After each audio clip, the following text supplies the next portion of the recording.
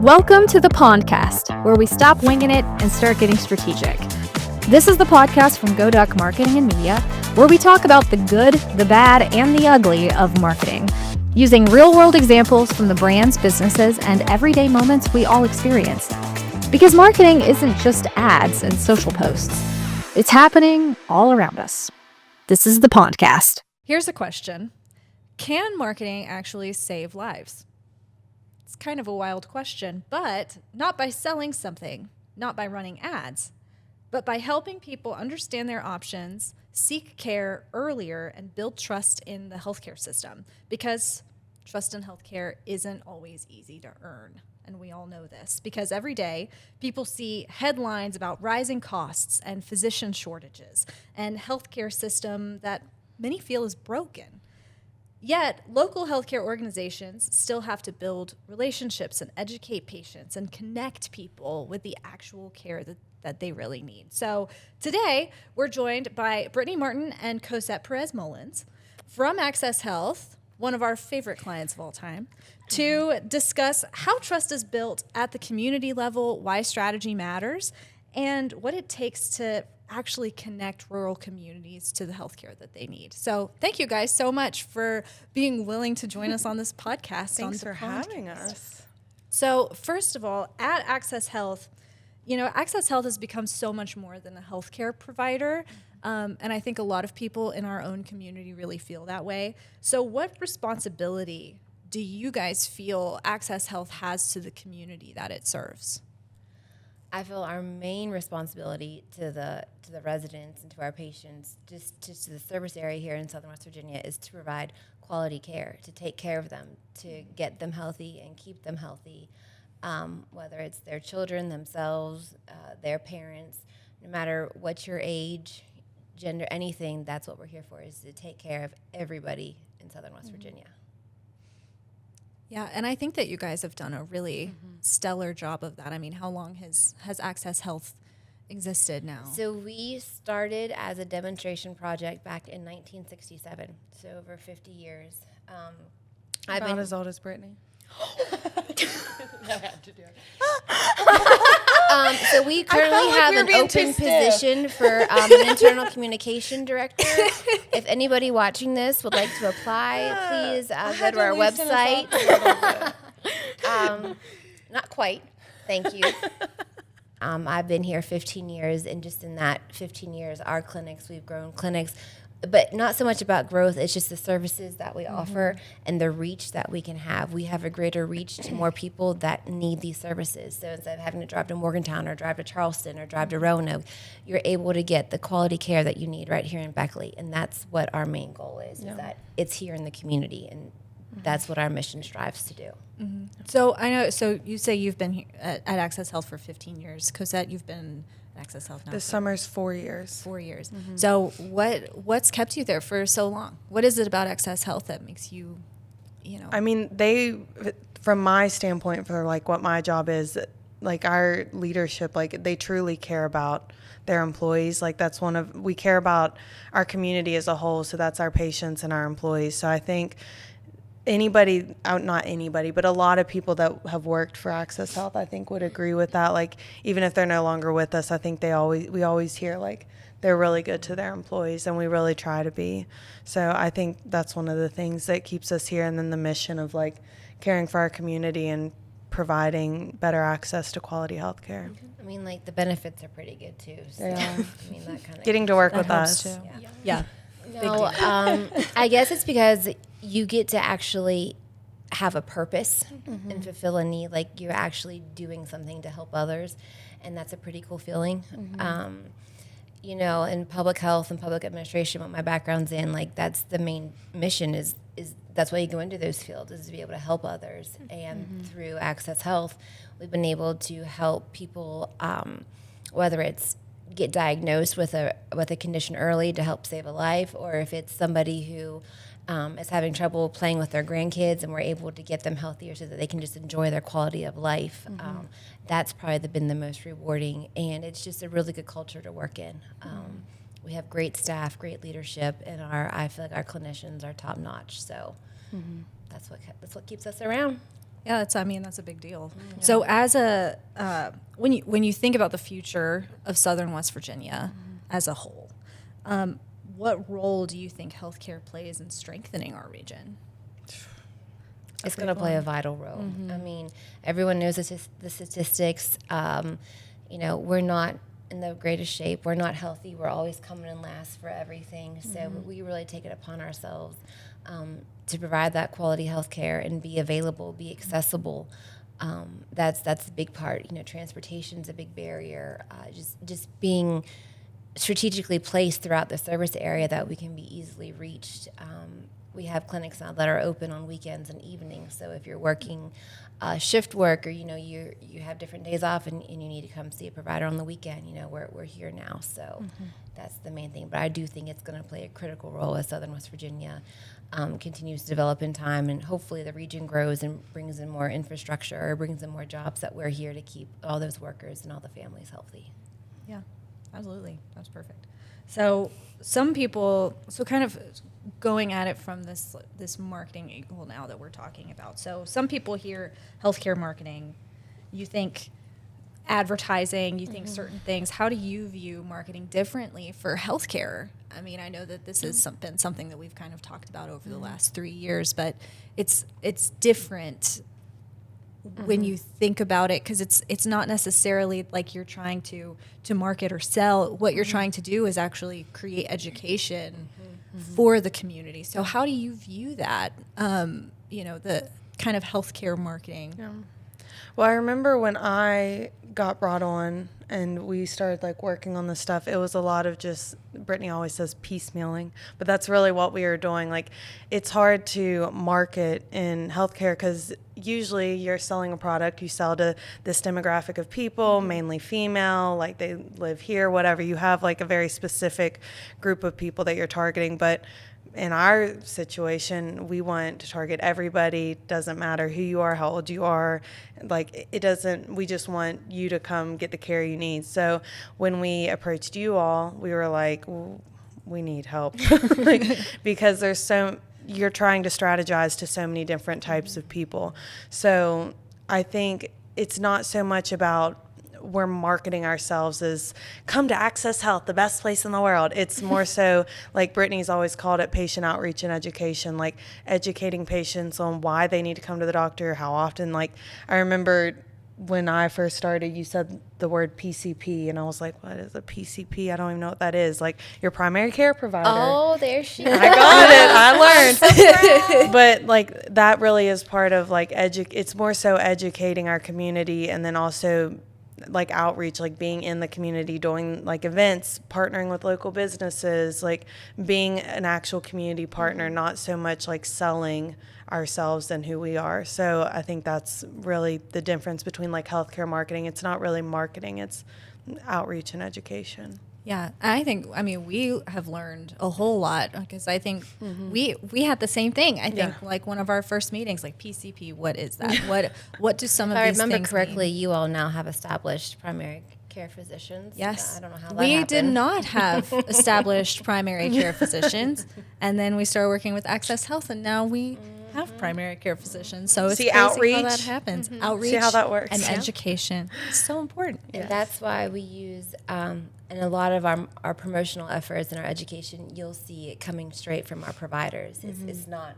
Cosette and I. We help coordinate it, but it really comes from the people that you're going to be building that relationship with, that trust. So that's why we want them to be at the forefront of our promotions and outreach, because they're the experts. They're the ones who know, unless you need a leprechaun or a turkey, and then where your go-tos.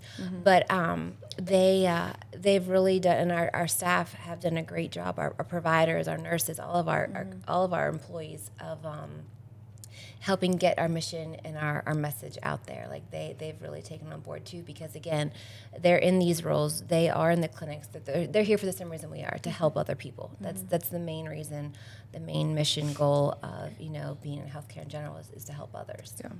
And I think the way that you guys operate and your values, it makes it easy to market you because you guys are already doing all these things. We just want to share with people what you're doing. And you're already so different anyway because we see these huge corporations that just come in, they take over, and they pretty much just want people's money. But you're out here doing these events, educating people. People know their providers. They see them out. They say hi to them. It's just like you guys are so different than everyone else around. And I think that makes it so easy to want to tell people about what you do and what you offer. Yeah, and AccessHealth is so ingrained in the community, and I think it just keeps becoming more and more ingrained in the community. And I think our employees are a huge reason for that. Like, Absolutely.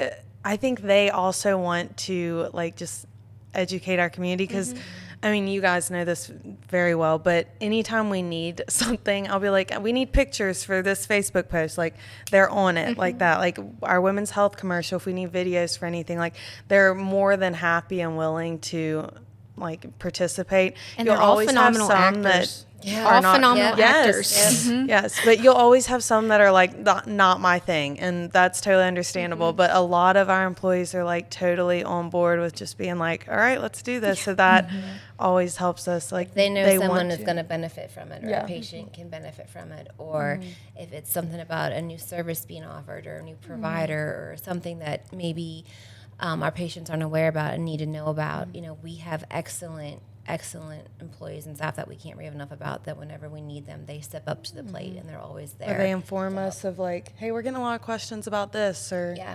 they'll let us know like what we need to be putting out there. So I think it's cool too, because as we've been, you know, just in the couple of years that we've been working with you guys, now we go into these clinics and like we know the doctors and we know the providers, we know the nurses, and they're always quick to help us with anything or they want to be a part of it most of the time. they know who GoDuck is. Yes. We'll be like, GoDuck's coming around Yeah. on Wednesday at 10 a.m. They're like, all right, we got it. So. That's great. So here's the question: do you think that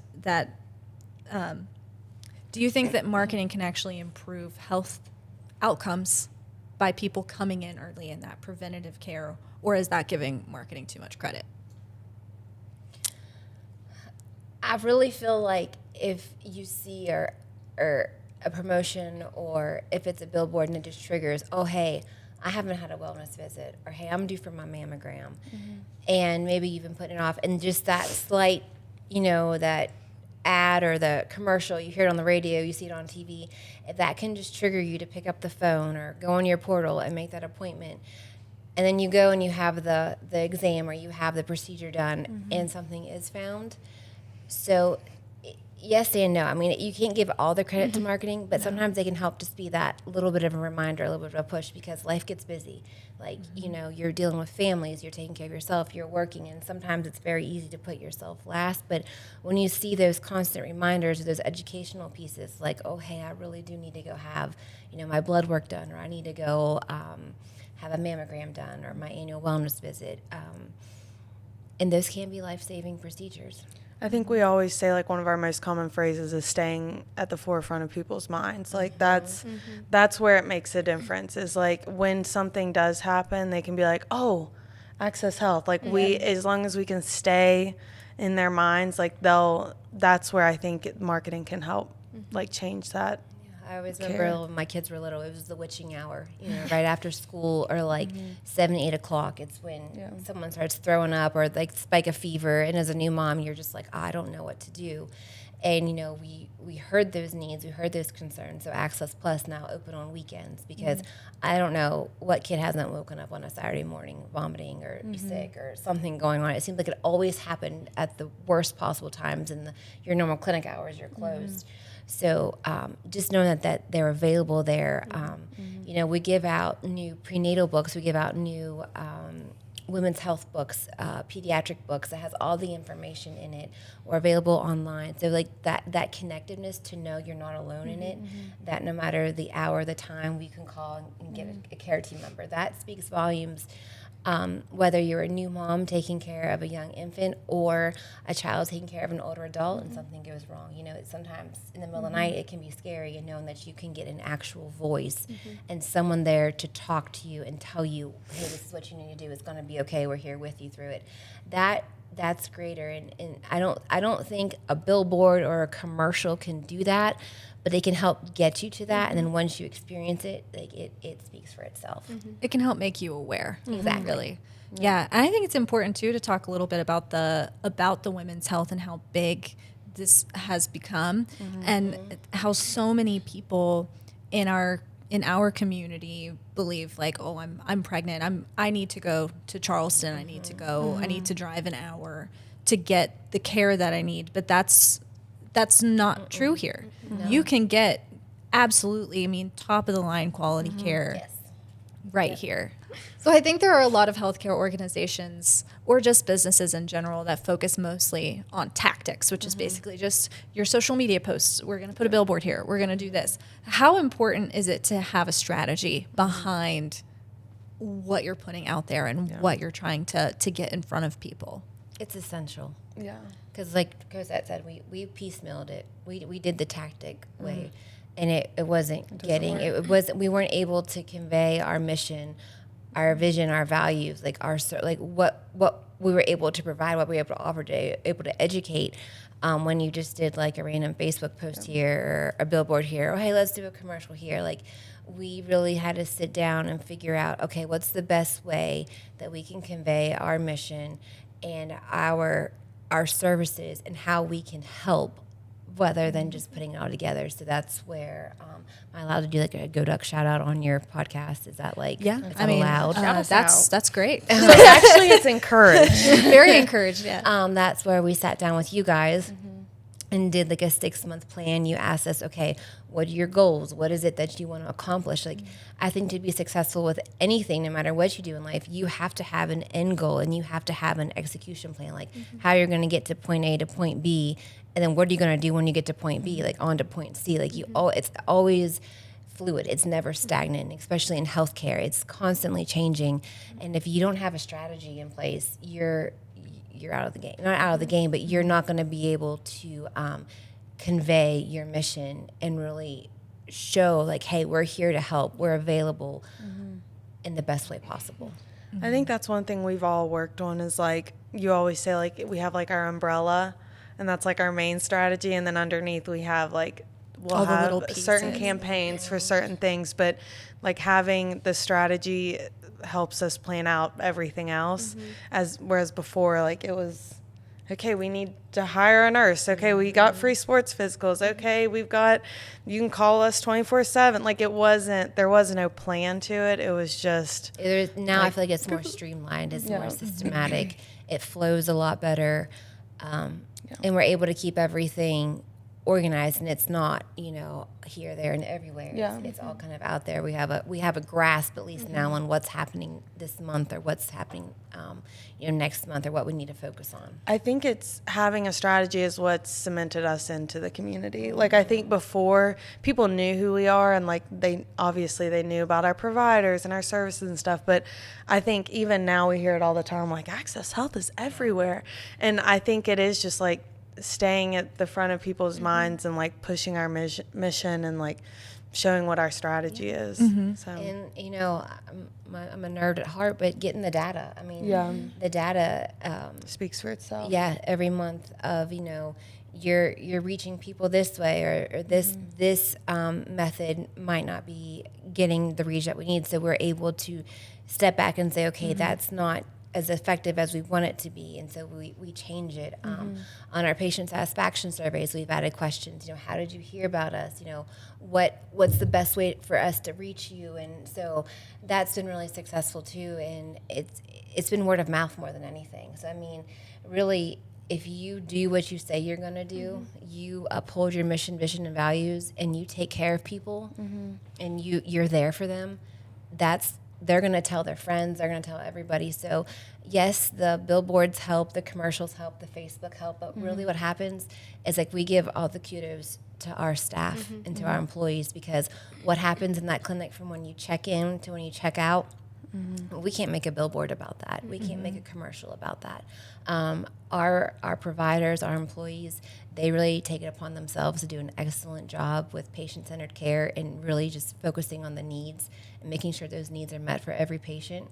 So that's really where it comes down to. So that really is that's our promotion and our selling point right there is what happens once you walk through the doors at an AccessHealth clinic. I can't think of the term right now, but there's like word of mouth marketing is like a big thing because I mean, we live in the world of social media, obviously. So if we provide a good service and they go to social media and they talk about it, that's an area that we can kind of capitalize on, and we can use that to market ourselves and stuff. So I think like delivering our mission is the biggest thing.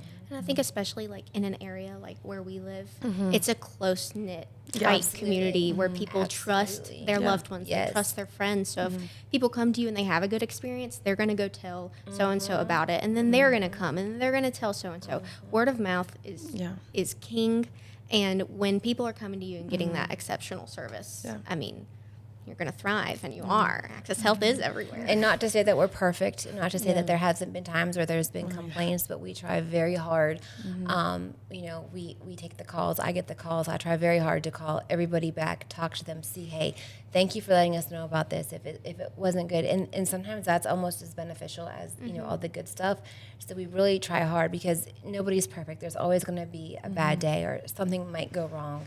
And that's what we want to learn from and fix it so it doesn't happen again. So we're not oblivious. We're not, you know, saying, well, we never, you know, it's always We never great. make mistakes. No, we're human. We're trying to do as best as we can. So we do have avenues, and we do take that very seriously, though. If you're not happy with the service, or you're not satisfied, or you had a bad experience, we want to hear about that too. Like, we love hearing about the good, but we also want to be here to be able to fix it. And, That's the only way we can improve. Exactly. So. Exactly. I'm going to backtrack just a little bit, kind of go back on the strategy, because you're talking about like when people come to you to have this good service, to make sure any issues are being fixed or addressed. I think that's another reason why having a strategy is so important, because you sit down and you plan. Like we just finished our 6-month plan with you guys, strategizing for the next 6 months. We know what our focus is. We know what we're working on, and we kind of know we're not having to plan daily of what we're going to do. Exactly. And so we have the game plan. So when these other things pop up, you're able to focus on those. We're not trying to figure out, oh, what do we need to post today, or what do we need to do tomorrow.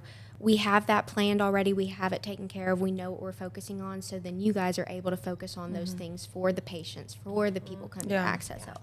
And I think that sets you up for success as well. So would there maybe be an example that you can think of where your understanding of the community and AccessHealth's experience in the community actually led to a better outcome? One thing that comes to mind first off when you ask this question is we do quarterly patient satisfaction surveys. I mean, we do patient satisfaction surveys. I talk really fast. Every day, but quarterly they are reviewed and analyzed, and, you know, looking for trends, different common themes.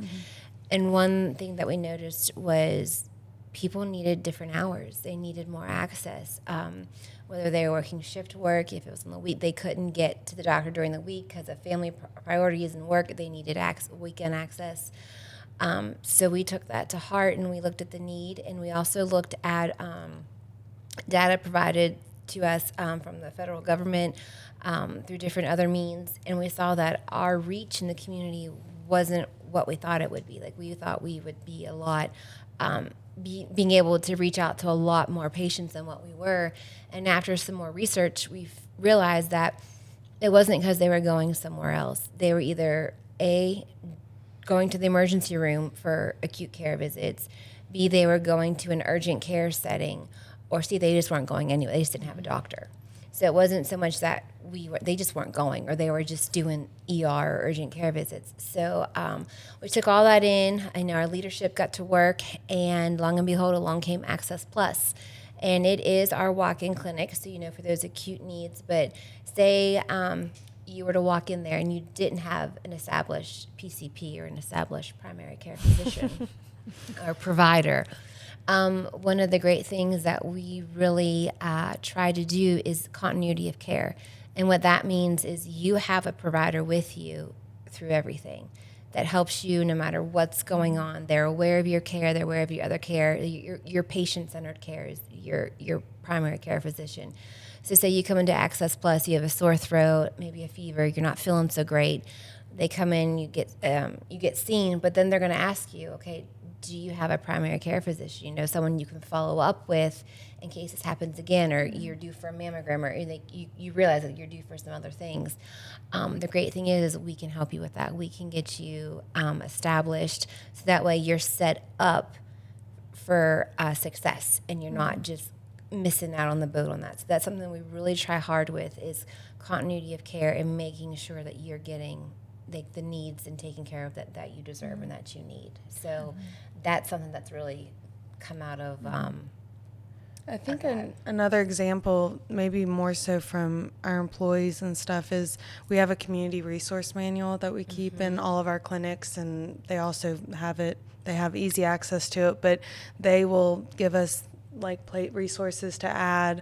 Our residents work really hard on it. Our people in the community will let us know about new things, and that can help a lot of our patients with, like, if they have a transportation issue or they have a housing crisis. Like, that resource manual has a lot of resources in there that our employees can use to give to the patients, and that's something I've used, like, in several different social media. Like when we do charity drives, I'll refer to that for different organizations to give to, and then we can use that in our strategy for like community outreach and stuff. So it all kind of ties together, just listening to. It's community helping community. So I mean, lots of great organizations, also really good social services that if we're not able to help them with, we can at least give them, point them in the right direction and get them connected with somebody that can. Yeah. Yeah. Okay. That's amazing. It is awesome. So, talking about kind of like, if we're looking at nationally, healthcare often struggles with a lot of public trust, which is, I think, where local organizations like AccessHealth can really help to strengthen a community. How do you build that trust locally when so many people's perceptions are shaped by headlines and experiences that have nothing to do with your organization? But how do you help kind of build that trust? On a smaller scale, like as far as, social media stuff goes, like we talked about earlier, like people are always going to put out their opinions and thoughts and experiences on social media. And I think we've always kind of, I don't know if we've ever made this a real thing, but we've always kind of said, like, we're not going to fight back with that. Like, what we would rather do is, like, I'm going to message you or I'm going to call you. Let's see what the issue is. Can we fix this? Like, we don't care so much to, like, fix the perception online. It's more so, like, we still want to take care of you. Like, I really hate that you had a bad experience or you had something went wrong. Like I know we've messaged people on Facebook, or she's called a patient, or, like, we've tried to, because the harm's already done, like it's already out there. So I'm not going to sit there and try and fix that issue publicly. Like, I'd rather, we still want you to get taken care of. So that's one thing that I know we've worked with on, like, combating headlines.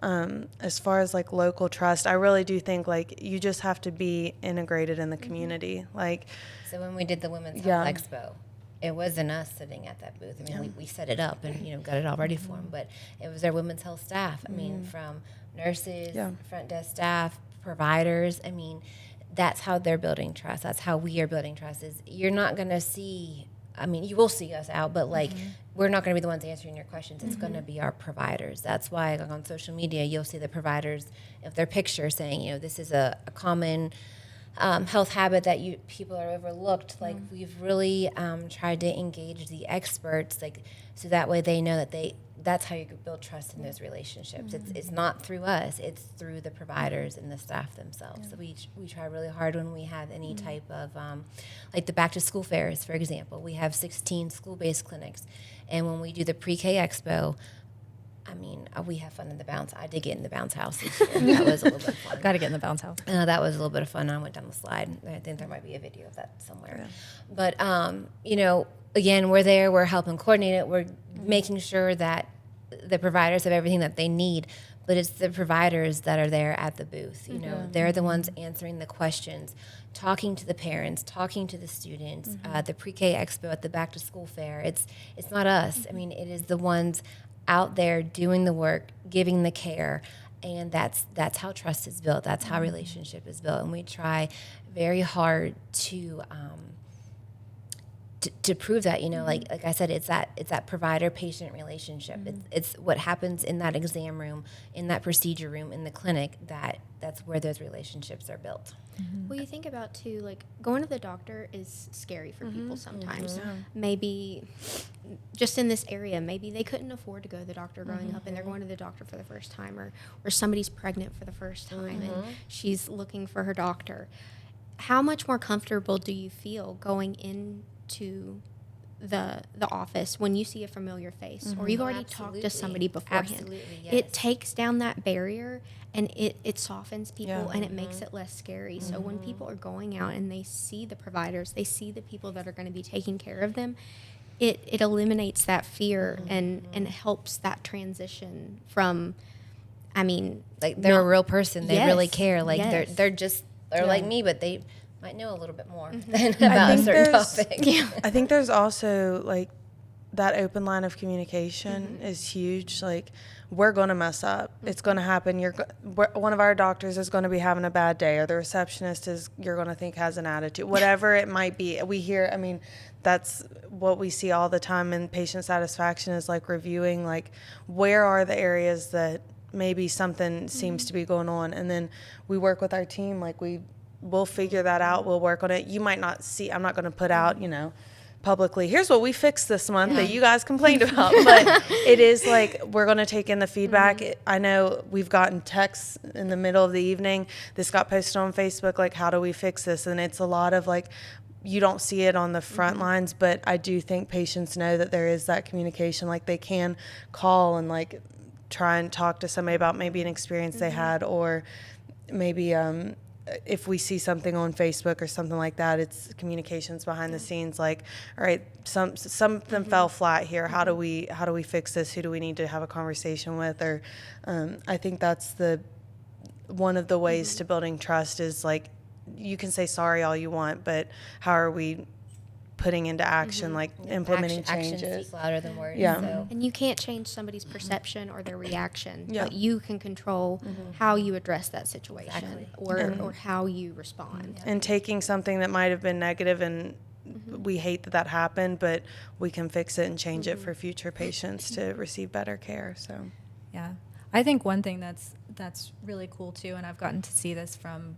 kind of a personal level, but like I saw Dr. Simpson like months and months ago, and I had this issue I was dealing with, and he told me something while we were there, but then hours later, it was like 7 p.m., and I got a call from him, and he was like, hey, I've talked to these colleagues, and, I just had a thought about like what we had talked about, and, I feel like this might be a better direction to go in, and let's do a follow-up, and like, it was so detail oriented.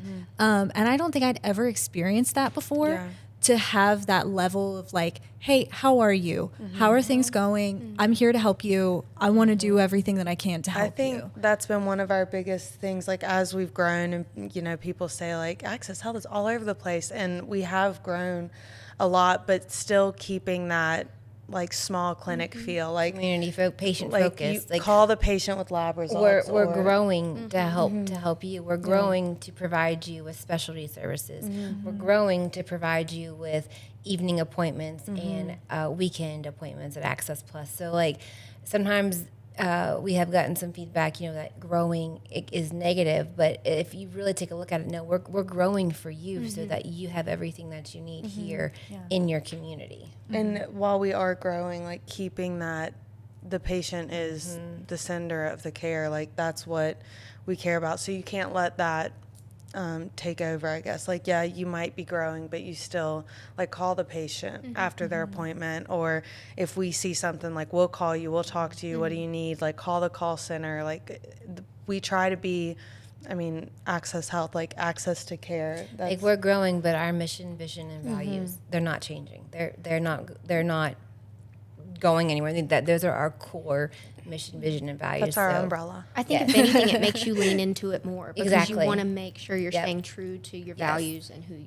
you are. And We want our community to be able to find the care they need here. Yeah, I think that's so important. So what, like, final question, what gives you the most hope about the future of healthcare in Southern West Virginia? Oh, that's a hard one. What gives me the most hope? That we're here. I do think part of what gives me hope is, like, I know what our leadership's mission is. Like, I know that truly, like, at the center of what our company stands for is providing more care to our community. Like, no matter your ability to pay, who you are, where you come from, like, we'll get you to the appointment somehow. We'll find a way to get you there. Like, I think that's my biggest hope, is like combating the stigmas of Southern West Virginia and being able to. Mine is like the new doctors that are graduating from our residency program. You know, phenomenal physicians. Even though they are a lot younger than me now, that happened really kind of. They're still older than me. Yeah. But Not by much. You know, our new women's health providers, because, you know, it's just a circle of life. At some point, the ones that we know and trust are going to say, hey, I've done my time. Like, it's time. So thinking of that succession planning in the future, like, we are bringing in staff that have been trained by the best so that they are ready to step up to the plate when the time comes. So that's hopeful. I know we have a lot of really qualified really good providers coming in the area that are here now or are coming soon, and so that's hopeful too. And the expansion of services to know that, you know, if we need a specialty service or we need a general surgeon or something like that we're able to provide that. So that is hopeful. That's great. Any other thoughts before we wrap up? Well, now we are their favorite clients, so to everybody else watching, I hate to break it to you. VIP. I was like, what is she spelling? I don't remember sign language. Well, I just want to, we talked about a lot of serious stuff, which is very important. But, like, on the other side of it, like, what we do together is we work on your marketing. We try and tell people about you. And we have so much fun. Like, it doesn't have to be this serious thing all the time. Yes, there are things that need to be followed. I think this is the longest we've ever been serious. Honestly, Yeah, I'm surprised there actually. hasn't been more, like, I really tried to be good because I knew this was like. Well, I knew we were trying to, you know, hit the main points, but truly though, I mean, it really, it's built on a relationship. I feel like the stronger our relationship has gotten, the stronger our marketing has been. And that's exactly what we're saying about, you know, it's all relationships. Same thing with your provider. The more you trust them, the more you're gonna tell them, the more you're gonna see the bigger picture of your health needs. And I mean, you know better than anybody. We can be very honest. Like, we don't. But that's and you would be honest with us too. Yeah, Like, that's what makes it such a good relationship partnership. successful. And that's why that partnership aspect is so important, because we can be honest with you about things, and then if you don't like something that we do, which happens all the time, and so, you know, if you don't like something, you'll tell us, we rework it, and we make it right. Brianna knows when she's getting that Brittany Martin phone call at about 5 p.m. on a random Thursday. She's like, oh crap, what's happened? Or the text, hey, can you give me a call, please? Yeah. But it Like, rarely oh, boy. ever happens. But, like, it's open line of communication. We know, like, if there's something, we know who to call. Like, we know that we can. Who you gonna Who you call? gonna call? Go Doug. Doug. That doesn't really work. It doesn't, but Delaney. yeah. Listen, when you met Rich, our CFO, he told me that you said I was the one. Like, that meant a lot to me. Like, you guys You love are the me. one. I'm the one. I was like, okay, guys, this is getting serious. We are in a very serious, committed relationship. Yeah, it's very serious. Monogamous relationship. Yeah. Even though there's a lot of people married. involved. Monogamous between, 12 people? How many employees do you have now? But no, you guys are such a joy to work with. We have so much fun, and we're very grateful for you guys. Very true. We've been. When I came to Go Duck, you guys, I met you on my first day. I was thrown right in. I was like, Oh, I did. Sure. I threw her in. You looked at her and said, "Who are you?" Like, you were like, "And who are you?" And I was like, "And there she is, the face, smile, and who are you?"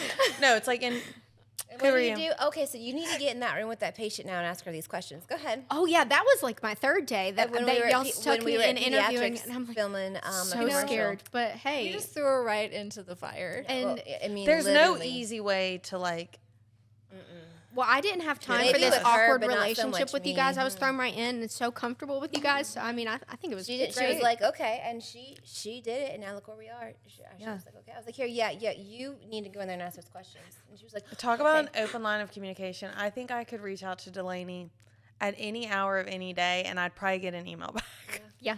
Yeah. I got you. It doesn't even have to be about work either. And she's the best baker. So Let me tell you a little story about what happened to the chocolate chip zucchini bread. What? It was banana bread, wasn't it? Oh, it was zucchini. It was banana bread, but I wasn't going to correct you. Well, I was telling everybody it was zucchini. The story will make more So sense. She doesn't even remember eating That it. makes it even better because I don't even know. But anyway, she got a half a piece. A half a piece. There were how many pieces? Like 4 or 5 pieces. I mean, like, of one. Generous pieces. I hid it, and then I took it home, and I hid it from my family, and I ate it all. Every last bit. And my name's Brittany Martin, and I have a problem. And it was so good. But it has banana in it, so it's healthy. Yeah, so it's not zucchini. I lied. Just making that up. But it was It was delicious. it was so Thank you, good. guys. It was the best zucchini banana bread I've ever had. Well, the Christmas treats you brought us, we sat them out, and they were like all gone. Everybody was like, "Where did they get these?" And I was like, "They hired a professional baker." I don't know. I Professional did. baker. I hid them from everybody. Like she didn't get any. So I got took half a them piece. to my office We- and hid them, and then I hid them like in the back of my fridge at home, like because husbands never search for stuff if it's not right there. They're not going to find it. So I hid it from everybody. We had the most amazing week, like the week before Easter, because it was also Goduk's birthday. And Delaney made us a cake, which was the best cake I've ever had. And she also made us Easter dinner. I remember that. Yeah. I remember Yeah. that. You guys told us about that. And I'm just wondering why my invite never came. You know what? Next time, we'll text you. So as we wrap up today's episode, one thing becomes really, really clear, and that's that marketing isn't inherently good or bad, but the good is when marketing can educate and build trust, and it helps people make those informed decisions. The bad is when marketing focuses on tactics without a purpose, and when visibility becomes more important than value. What we've learned from AccessHealth really is that great marketing starts long before an ad, a social media post, or a campaign. It starts with that listening piece and understanding your community. And it starts with having a strategy that's rooted in service and serving your community. And it can mean helping someone find care sooner, understand their options, or build trust in a system that often struggles to earn it. So the goal isn't to be seen. The goal is to make a meaningful connection, which AccessHealth has proven to do time and time again. So a big thank you to Brittany Martin and Cosette Perez-Mullins from you for having AccessHealth us. for joining us and sharing their experiences. And if you want any more info as to what Goduk can do for you, you can visit us at godukmedia.com. Thanks, everybody. We'll see you next time. Call them. Or if you're watching this and you need a PCP, head over to accesshealthwv.com or give us a call at 304-252-8555. and we'll be glad to get you situated and set up with a new provider. Thanks, everybody. We'll see you next time. Bye.